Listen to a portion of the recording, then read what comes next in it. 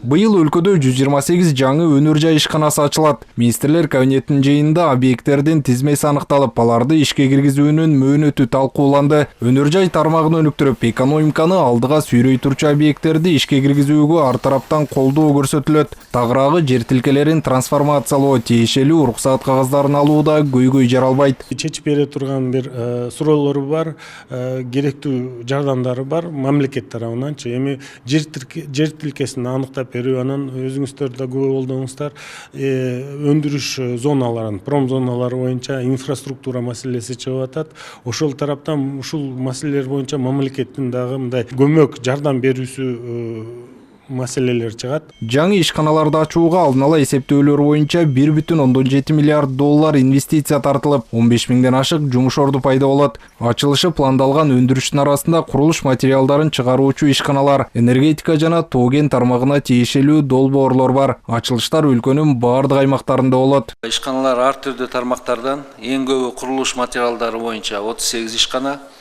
андан кийинкилер энергетика тармагы боюнча 25, тамак аш 21, тоо-кен тармагы 15, соода логистика борбору 13, химия өнөр жайы 4, дары-дармек өндүрүү боюнча 3 ишкана. Мамлекет экономиканын артыкчылыктуу тармагы катары өнөр жайга өзгөчө көңүл бөлүүнү улантат. Анын арты менен экономикалык көрсөткүчтөр өсүштү көрсөтүүдө. Маселен, ушул жылдын январь айында ички дүң продукциянын көлөмү алдын ала эсептөөлөр боюнча 96,18 миллиард сомду түзүп, былтыркы жылдын ушул мезгилине салыштырмалуу 10,6% өскөн. Экономиканын бардык тармактарында оң тенденциялар сакталды. Өнөр жай секторунда 110,7, курулуш 119,6, айыл чарбасы 101,8, кызмат көрсөтүү 112,6%ды түздү.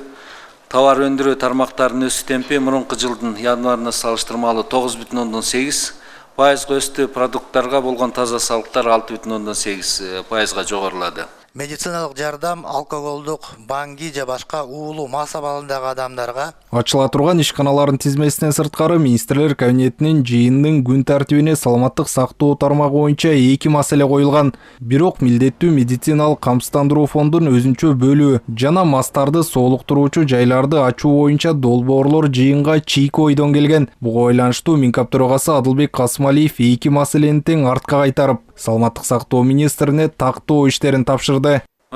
Болобу ушундай? Давайте разбирайтесь это, разбирайтесь. Чет айдан келип аланын оңдойбуз деп. Эмнеге ошол убакта дароо чыгарган жоксуңар это? Күнөөлүүлөр бардан да чыгарбаган. Отурумдун жыйынтыгы менен Адылбек Касымалиев министрлер кабинетинин мүчөлөрүнө коюлган милдеттерди убагында аткаруу боюнча бир катар тапшырмаларды берди.